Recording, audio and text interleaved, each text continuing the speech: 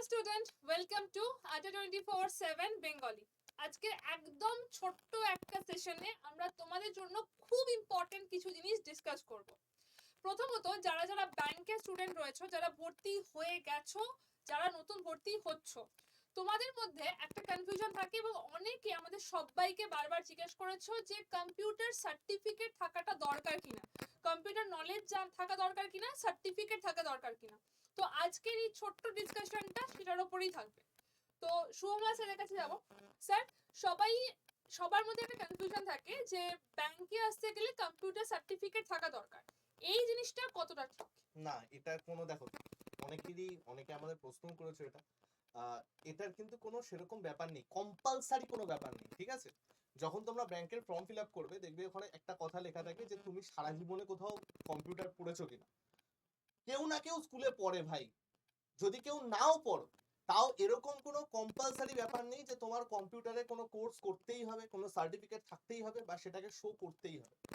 ওটা কি, ওটা হচ্ছে একটা এক্সট্রা কোয়ালিফিকেশন বলতে পারো। অগ্রাধিকার। হ্যাঁ, জাস্ট ইন্টারভিউ একটা অগ্রাধিকার পাবে তোমার সিভিতে যখন থাকবে। ইনফ্যাক্ট ওটা চেক করার সময় দেয়ও না। এবং আমার পার্সোনাল এক্সপিরিয়েন্স, আমি নিজে যখন গেছি ইন্টারভিউতে, আমার কিন্তু কম্পিউটার সার্টিফিকেট নিয়ে কোনো কথা বলেনি, আর আমার কোনো কম্পিউটার সার্টিফিকেটও নেই। তো ভাই, এই কনফিউশনটা নিজেদের মধ্যে রেখো না। তোমরা মেন যে জিনিসগুলো, রিজনিং, ম্যাথস, ইংলিশ, এই ব্যাপারগুলো ভালো করে করো। কম্পিউটারের থেকে মানে কম্পিউটার দরকার, কোনটা আরআরবি যারা দেবে তাদের কম্পিউটার দরকার, সেইগুলো একটু শর্টকাট জিনিসগুলো দেখে নাও, শর্টকাট কি হ্যানা ত্যানা। বাট সার্টিফিকেটটা নিয়ে মাথা খারাপ করো না, ওটা নিয়ে এত টেনশনও করো না। এখন একটা স্যাট করে কোনো একটা কোর্সে ভর্তি হয়ে যাই রে ভাই, কোনো দরকার নেই।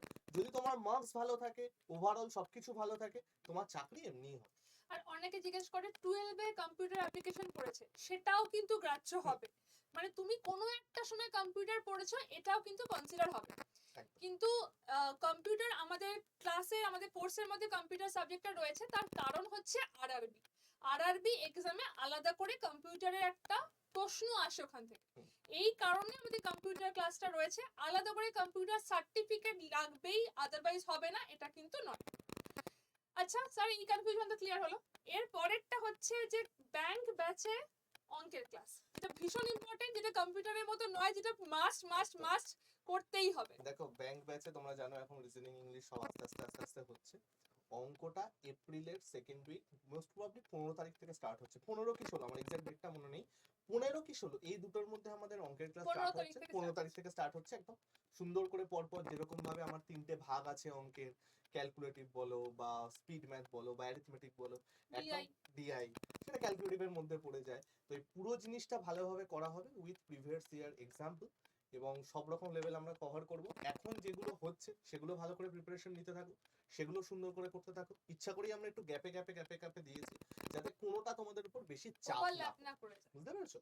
তো খুব তাড়াতাড়ি শুরু হচ্ছে ভাই, 15 তারিখে শুরু হয়ে আচ্ছা, যাচ্ছে। আরেকটা কথা সৌমেন স্যার, সেটা হচ্ছে যে ব্যাংকের প্রিপারেশন আমরা বারবার বলি যে কম সময় লাগে, কারণ সিলেবাসটা কম। খুব কম। কিন্তু পয়েন্ট হচ্ছে যে এটা যদি সবাই ভাবে যে খুব কম, জিনিসটা একদম ইজি, প্রিপারেশনে কি থাকতেই হবে। মানে আমি যেটা বারবার বলি যে স্পিড একটা থাকতে হবে, অ্যাকুরেসি থাকতে হবে। তো প্রিপারেশনটা কিভাবে করতে হবে? আর দেখো, স্পিড অ্যাকুরেসি ছাড়া আর সেরকম করে তো কিছু নেই। হ্যাঁ, এবার মেন ওটাই, তুমি মক টেস্ট যত বেশি দেবে, যত তোমার, যেমন ধরো পাজেল, কেউ কাউকে শেখাতে পারে না।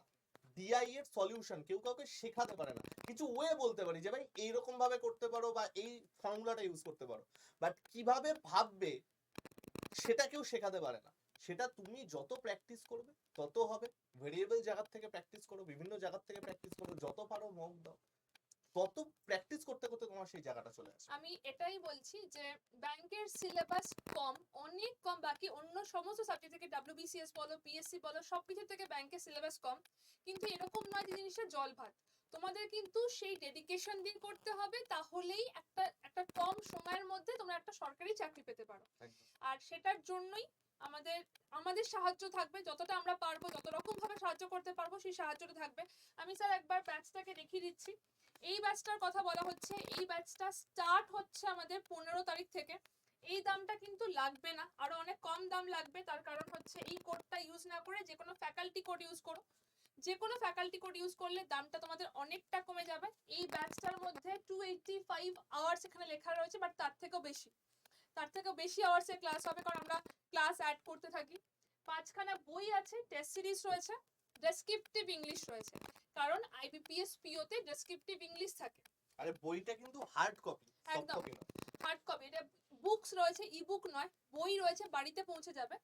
এবং ডেসক্রিপটিভ ইংলিশ রয়েছে যেটা আইবিপিএস পিওর জন্য লাগবে মেন্সে, সেই মেন্সের জিনিসও কিন্তু এখানে অ্যাড রয়েছে। আর একটা জিনিস সেটা হচ্ছে ইন্টারভিউ গাইডেন্স।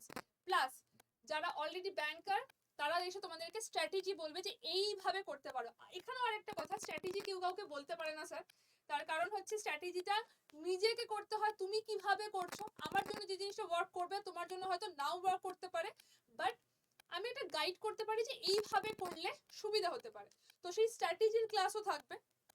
শুরু হচ্ছে 15 তারিখ থেকে। যারা মনে করছো যে 5টা মাস মানে ফার্স্ট এক্সাম বা ফর্ম ফিল আপটা হচ্ছে তোমাদের আগস্টে, ফর্ম ফিল আপ আগেই হবে, এক্সামটা হচ্ছে আগস্টে, আরআরবি দিয়ে স্টার্ট হয়।